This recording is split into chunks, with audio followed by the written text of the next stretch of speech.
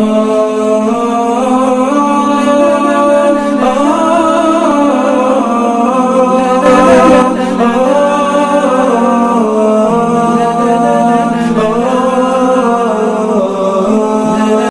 نبی اکرم صلی اللہ علیہ وسلم کتنے عظیم پیغمبر ہیں.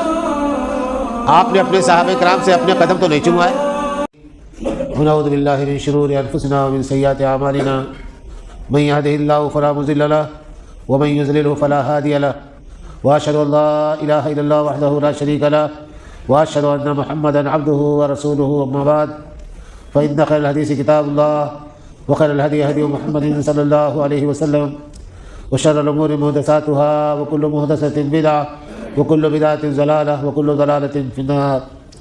فاعوذ بالله السميع العليم من الشيطان الرجيم. بسم الله الرحمن الرحيم. وقضى ربك ألا تعبدوا إلا إياه وبالوالدين إحسانا إما يبلغن عندك الكبر أحدهما أو كلاهما فلا تقل لهما أف ولا تنهرهما وقل لهما قولا كريما واخفض لهما جناح الذل من الرحمة وقل رب ارحمهما كما ربياني صغيرا. محترم حضرات، دینی اور ملی بھائیوں، ایک مسلمان کی حیثیت سے ہم سب کا عقیدہ یہ ہے کہ اللہ کے کلام اور رسول اللہ صلی اللہ علیہ وسلم کے کلام کے برابر کسی انسان کا کلام نہیں ہو سکتا. قرآن مجید اللہ تعالیٰ کی کتاب ہے، اس کی تلاوت باعث برکت و فضیلت ہے. اسی طرح سے نبی اکرم صلی اللہ علیہ وسلم کے ارشادات کو پڑھنا اور سمجھنا ہماری عملی زندگی کے لیے انتہائی ضروری. قرآن مجید کا مطالعہ کرتے ہوئے آپ دیکھیں گے کہ انسانی زندگی کے بہت سے مسائل کو اتنی باریکی اور گہرائی سے قرآن مجید لیتا ہے یا اس پر بحث کرتا ہے کہ اگر اس کو سمجھ لیا جائے تو ہماری زندگی سمجھ جائے. لیکن پہلی بات تو یہ کہ قرآن مجید کی ہم تلاوت نہیں کرتے. اگر تلاوت کرتے بھی ہیں تو اردو ترجمے کے ساتھ نہیں پڑھتے. اگر تھوڑا بہت شوق ہے بھی تو اردو کی جو تفسیریں ہیں ان تفسیروں کو نہیں کھنگالتے. نتیجہ یہ ہے کہ اللہ تعالیٰ کا کلام اور اس کی جو معنویت ہے وہ ہمارے دل و دماغ تک نہیں پہنچ پاتی. سورہ بنی اسرائیل کی 2 آیتیں میں نے آپ کے سامنے پڑھی ہیں. یہ آیتیں 23 سے لے کر کے 40 تک مسلسل ہیں. ان میں ایک مسلمان کی زندگی کی تصویر اللہ تعالیٰ نے پیش فرمائی کہ ایک مسلمان کو ہونا کیسے چاہیے، کیا کام اسے کرنے چاہیے، کن کاموں سے اسے دور رہنا چاہیے. اور جتنے کاموں کی نشاندہی ان آیات میں کی گئی ہے ان کا تعلق براہ راست ہماری اپنی عملی زندگی سے ہے. چاہے ہم گھر میں ہوں، بازار میں ہوں، سماج میں ہوں، دوست احباب کے ساتھ ہوں، کہیں بھی ہوں، تو ان مسائل کی ہمیں ضرورت پڑتی. اور اگر ہم ذرا بھی غافل ہو جائیں تو ان آیات کی خلاف ورزی یا اللہ تعالیٰ کے فرامین کی نافرمانی قدم قدم پر ہم سے سرزد ہونے لگے گی.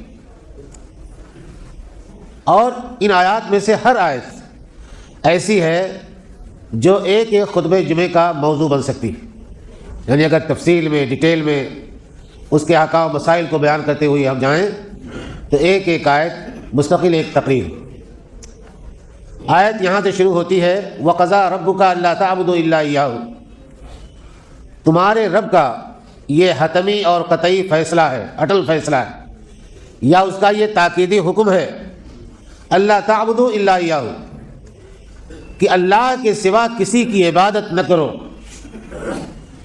پہلا حکم اللہ تعالیٰ کی طرف سے یہ دیا گیا ہمیں کہ اللہ کے سوا ہمیں کسی کی عبادت نہیں کرنی، عبادت صرف اللہ کی کرنی.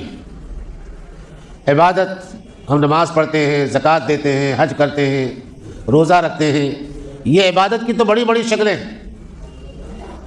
لیکن عبادت یہ بھی ہے کہ آپ کسی کے سامنے جھک جائیں، سجدہ ریز ہو جائیں، اس کے نام کی نظر و نیاز مانیں، یا کسی انسان کے اندر ایسی طاقتیں فرض کر لیں جو طاقت صرف اللہ رب العزت کے پاس ہے. مثال کے طور پر روزی دینے کی طاقت، شفا دینے کی طاقت، اولاد دینے کی طاقت، مارنے اور زندہ رکھنے کی طاقت، یہ تمام طاقتیں اللہ تعالیٰ کے لیے مخصوص ہیں. اگر ان میں سے کوئی ایک بھی چیز ہم نے اللہ کے علاوہ کسی اور سے منسوب کر دی تو وہیں ہم نے اس شخص کی عبادت کر لی۔ مسلمانوں کو بیوقوف بنانے یا غلط فہمی میں ڈالنے کے لیے بعض لوگ تعبیر یہ کرتے ہیں، میاں سجدہ تو اس وقت ہوتا ہے جب ہم سجدہ کر کے سبحان ربی الاعلیٰ کہتے ہیں، اگر سجدہ کر کے سبحان ربی الاعلیٰ نہ کہیں تو وہ سجدہ نہیں ہوتا۔ پھر وہ کیا ہوتا ہے بھائی؟ جب آدمی سجدہ کرتا ہے نماز میں تو سبحان ربی الاعلیٰ کہتا ہے کہ نہیں کہتا ہے؟ کس نے سنا؟ اللہ کے علاوہ۔ تو وہ ظاہراً تو سجدہ ہے۔ آج قبروں پر نادان مسلمان جا کر جس طرح کے سجدے کرتے ہیں، اس کو تعویل کے ذریعے سے یہی سمجھایا جاتا ہے کہ میاں یہ سجدہ نہیں ہے، کیونکہ تم نے سبحان ربی الاعلیٰ نہیں پڑھا اس میں۔ یہ قدم بوسی ہے، پیروں کو چومنا ہے بزرگوں۔ ہمارے نبی اکرم صلی اللہ علیہ وسلم کتنے عظیم پیغمبر ہیں، آپ نے اپنے صحابہ کرام سے اپنے قدم تو نہیں چوما ہے۔ ہمارے نبی سے بڑھ کر کے کون بزرگ ہو گیا جس کے قدم چومنے کی ہمیں ضرورت پڑ رہی ہے؟ تو اس قسم کی تعویلیں، غلط باتیں بتا کر کے مسلمانوں کو وہ کام کرنے پر مجبور کر دیا گیا، یا ان کے اندر یہ شوق پیدا کر دیا گیا کہ جو کام اللہ تعالیٰ کے لیے خاص تھا اس کام کو ہم نے قبروں میں مدفون بزرگوں کے لیے کر دیا۔ پیر چومنے لگے، ہاتھوں کو بوسہ دینے لگے۔ یہ تبرک برکت جس ذات سے آتی ہے، نبی اکرم صلی اللہ علیہ وسلم کے علاوہ یاد رکھیے دنیا میں کوئی ذات بابرکت نہیں ہے۔ اسی لیے صحابہ کرام نبی اکرم صلی اللہ علیہ وسلم کے ساتھ جو رویہ اپناتے تھے، مثال کے طور پر آپ کے لعاب دہن کو ہاتھ میں ملنا، آنکھوں سے لگانا، آپ کے منہ مبارک کو بابرکت سمجھنا، آپ کے کپڑوں کو اور آپ کے چھوڑی ہوئی چیزوں کو بابرکت سمجھنا، یہ تمام چیزیں تو موجود ہیں صحابہ کرام میں، لیکن بعد میں کسی اور شخصیت کے تعلق سے یہ چیزیں روا نہیں رکھی گئی۔ لہٰذا آج بزرگوں کے حوالے سے جو باتیں بیان کر دی جاتی ہیں، کسی کا امامہ رکھ لیا گیا، کسی کی جائے نماز رکھ لی گئی، کسی کی چھڑی رکھ لی گئی، کسی کا چھوڑا ہوا کرتا گھر میں رکھ لیا گیا، اور یہ سمجھا جانے لگا کہ یہ چیز بابرکت ہے۔ اگر ہمارے گھر میں یہ چیز رہے گی تو آفات و بلیات سے گھر محفوظ رہے گا اور گھر میں خیر و برکت کے دریا بہتے رہیں گے۔ یہ تمام چیزیں غلط ہیں۔ اللہ تعالیٰ کے علاوہ، نبی اکرم صلی اللہ علیہ وسلم کی ذات گرامی کے علاوہ کوئی شخصیت ایسی نہیں ہے دنیا میں جس کے ساتھ عبادت کا کوئی معاملہ کیا جائے۔ اگر غیر اللہ کی عبادت کی جاتی ہے تو یہ شرک ہے، اور شرک کے سلسلے میں اللہ تعالیٰ نے قرآن مجید میں واضح طور پر اعلان فرما دیا۔ ہر مسلمان کو اسے یاد رکھنا چاہیے، اِنَّهُ مَن يُشْرِكْ بِاللَّهِ فَقَدْ حَرَّمَ اللَّهُ عَلَيْهِ الْجَنَّةَ، کہ جو شخص اللہ تعالیٰ کے ساتھ کسی کو شریک کرے گا اللہ جنت اس پر حرام کر دے گا، وہ جنت میں تو قطعی نہیں جا سکتا۔ دوسری آیت میں اللہ تعالیٰ نے فرمایا کہ اللہ تعالیٰ شرک کو معاف نہیں کرے گا، شرک کے علاوہ دوسرے گناہ جس کے چاہے اللہ تعالیٰ معاف فرما دیتا ہے۔ تو شرک کی معافی نہیں، شرک سے بچنا چاہیے۔ اور شرک کے سلسلے میں نبی اکرم صلی اللہ علیہ وسلم کی تنبیہ یہ ہے کہ شرک ہماری امت میں ایسے داخل ہو جائے گا جیسے چیونٹی اپنی چال چلتی ہے، آہستہ آہستہ، پتہ بھی نہیں چلے گا۔ اگر آپ دیکھیں کہ ہم نے کسی کو انداتا مان لیا، روزی دینے والا مان لیا، اب اس کی بقا کے لیے یا اس کو باقی رکھنے کے لیے ہر طرح کے غلط کام ہم کرتے ہیں، تو اللہ تعالیٰ کی رزاقیت پر ہمارا ایمان کہاں رہ گیا؟ ایک مسلمان کو یاد رکھنا چاہیے کہ جس جگہ روزی حاصل کرنے کے لیے اللہ تعالیٰ کے احکام کی خلاف ورزی کرنی پڑے اس روزی کو ترک کر دیجیے۔ بھروسہ کیجیے اللہ تعالیٰ پر، یاد کیجیے اللہ تعالیٰ کو، اللہ تعالیٰ آپ کے لیے جائز ذرائع معاش فراہم کرے گا، کیونکہ اللہ تعالیٰ نے یہ ذمہ لیا ہے۔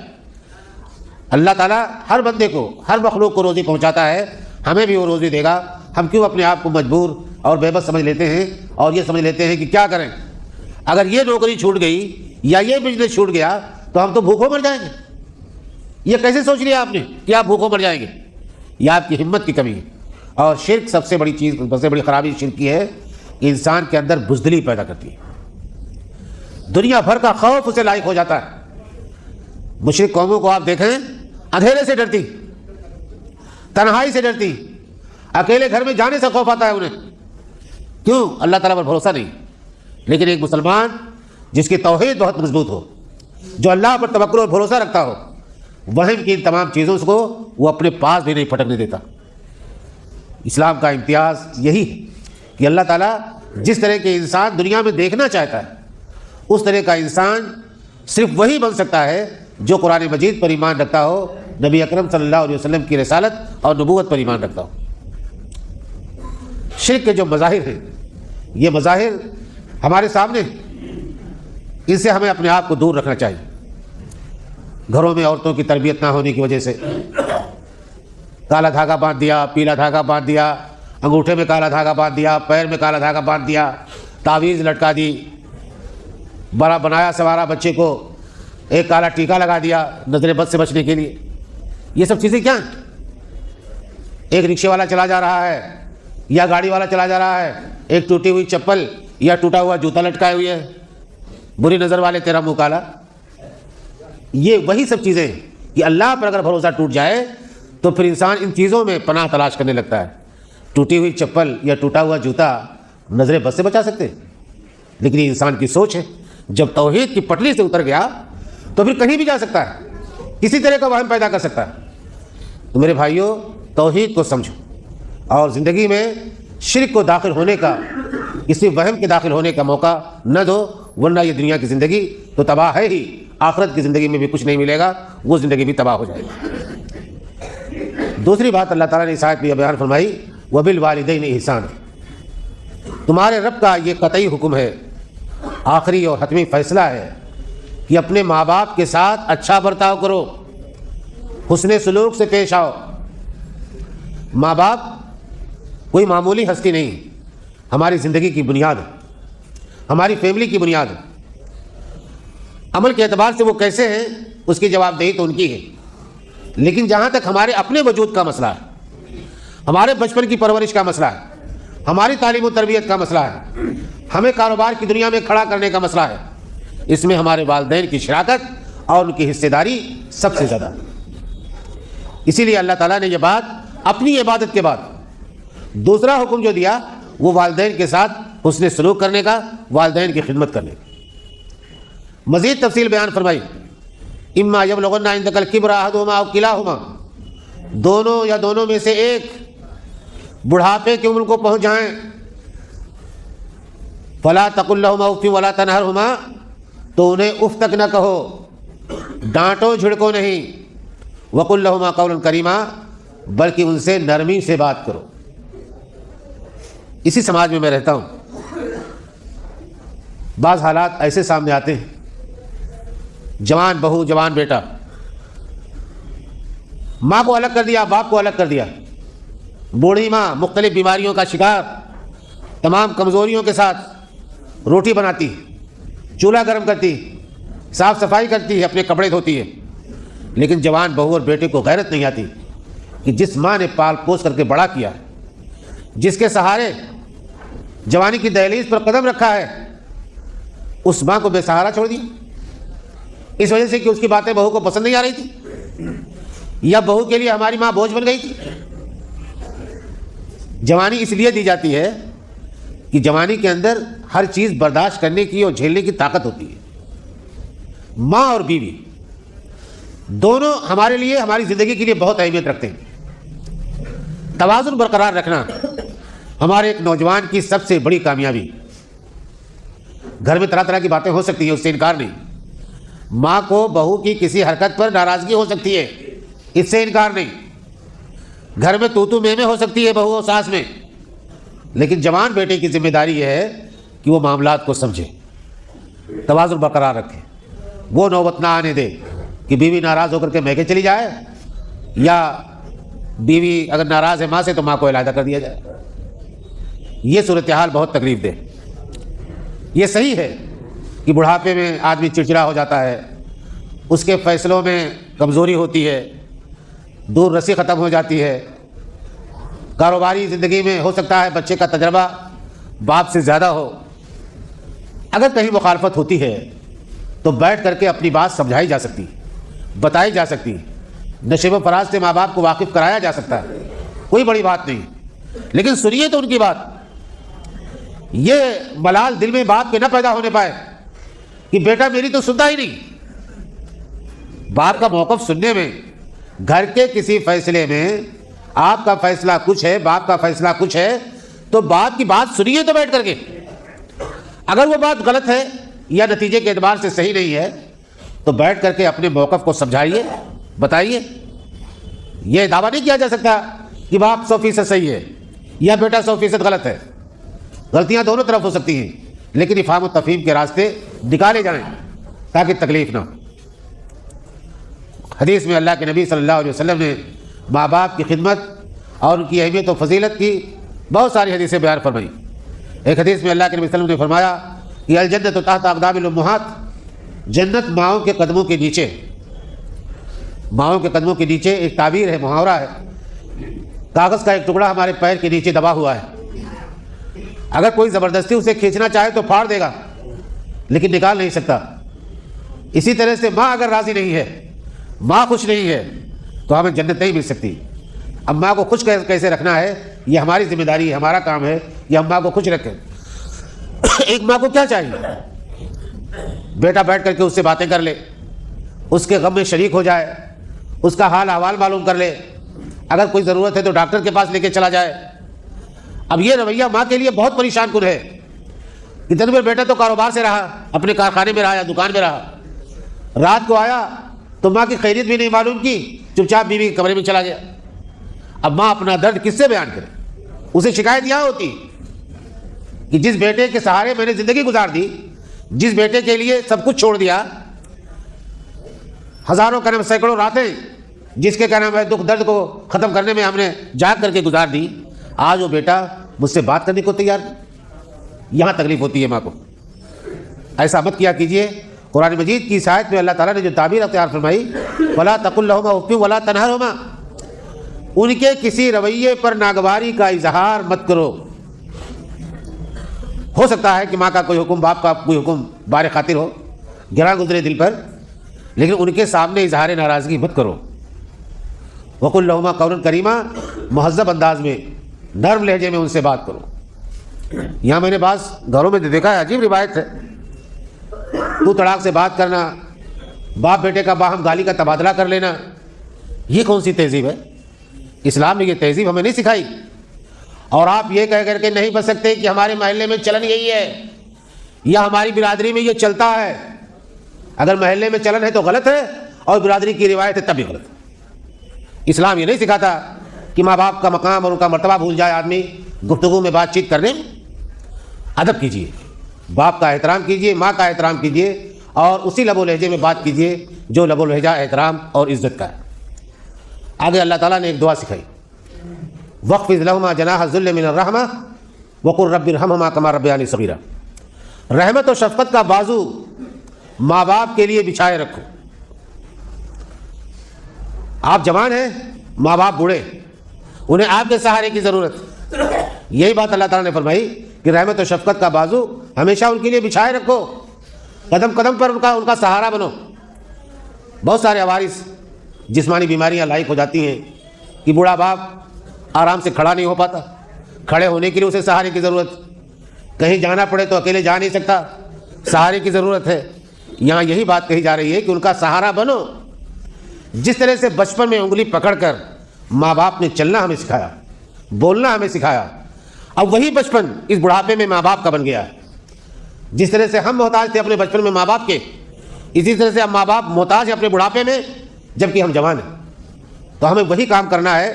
یہی بات اللہ تعالیٰ نے اپنی دعا میں فرمائی, جو دعا سکھائی, رب ارحمہما کما ربیانی صغیرا, اے میرے رب ان دونوں پر رحم کر جس طرح سے بچپن میں انہوں نے میری پرورش کی ہے. بچپن میں ماں باپ کی پرورش کا اندازہ ہم اس وقت کر سکتے ہیں جب ہم خود باپ بنتے ہیں, ماں بنتے ہیں. رات میں بچے نے پیشاب کر دیا بستر پر, تو گیلے بستر پر ماں بچے کو نہیں سونے دیتی, وہ خود گیلے حصے پر سوتی ہے اور سوکھے حصے پر بچے کو سلاتی. بچے کو تکلیف ہو جائے, اگر اسے نیند نہ آئے تو ماں کو نیند نہیں آ سکتی, وہ سو ہی نہیں سکتی. سینے سے لگائے یا پہلو میں دبائے راتیں گزار دیتی. اب یہی بچہ بڑے ہو کر کے جب نافرمانی کرتا ہے تو ماں کو یاد آتا ہے کہ اس بچے کو کتنے لاڈ پیار سے ہم نے پالا تھا. تو ماں باپ ہمارے لیے جنت بھی, اور ماں باپ کی نافرمانی ہمارے لیے جہنم کا دروازہ بھی کھول سکتی. اس لیے اللہ تعالیٰ نے فرمایا کہ یہ ہمارا قطعی اور آخری حکم ہے, فیصلہ ہے, قضا قاضی سے ہے. قاضی کہتے ہیں جج کو، جج کا فیصلہ پتھر کی لکیر ہوتا ہے۔ سیم یہی لفظ اللہ تعالیٰ نے اس حکم کو بیان کرتے ہوئے یہ نام استعمال کیا ہے کہ تمہارے رب کا یہ آخری اور قطعی فیصلہ ہے کہ تمہیں اللہ کے علاوہ کسی کی عبادت نہیں کرنی ہے، اور ماں باپ کے ساتھ زندگی بھر حسن سلوک سے پیش آنا ہے، ان کی خدمت کرنی ہے اور ان کی اطاعت کرنی ہے۔ اب قرآن مجید کی یہ باتیں، یہ دونوں باتیں اگر آپ اپنے دینی سماج کو سامنے رکھ کر کے غور کیجیے، اس میں کسی فرقے اور مسلک کا کوئی جھگڑا نہیں، سب ان دونوں باتوں پر متفق اور متحد ہیں، لیکن ہم مسلمان ان باتوں پر عمل کرنا دین کے لیے ضروری نہیں سمجھتے۔ جیسے لگتا ہے کہ یہ مستحب ٹائپ کی کوئی چیز ہے، عمل کر لیں تو ٹھیک ہے، نہ عمل کریں تو کوئی حرج نہیں۔ جب مسلکی تفریق پیدا ہوتی ہے، فرقے وجود میں آتے ہیں، تب دین کی ترجیحات بدل جاتی ہیں، اور آج کل یہی ترجیحات ہماری بدلی ہوئی۔ ہم یہ فیصلہ کریں کہ ہم ماں باپ کے ساتھ وہ رویہ اپنائیں گے جو قرآن و حدیث میں اپنانے کا کہا گیا ہے، اس میں کسی مسئلہ کا کسی فرقے کا کوئی اختلاف نہیں۔ عبادت صرف اللہ تعالیٰ کی کرنی ہے، یہ قرآن مجید کا حکم ہے۔ ہمیں روایت کو دیکھنی نہیں ہے، آبا و اجداد کی گمراہیوں کے راستے پر نہیں چلنا ہے، بلکہ قرآن میں جو کہا گیا، حدیث میں جو کہا گیا، ہمیں اس پر عمل کرنا ہے۔ قرآن مجید کی یہ باتیں احادیث رسول کی روشنی میں جب ہم سمجھتے ہیں تو ہماری آنکھیں کھلتی۔ اللہ تعالیٰ سے دعا یہ ہے کہ ہمیں کتاب و سنت کو پڑھنے، ان کے مسائل اور احکام و قوانین پر غور و فکر کرنے اور ان کو اپنی عملی زندگی میں نافذ کرنے کی توفیق عطا فرمائے۔ وآخر دعوانا الحمد للہ رب العالمین۔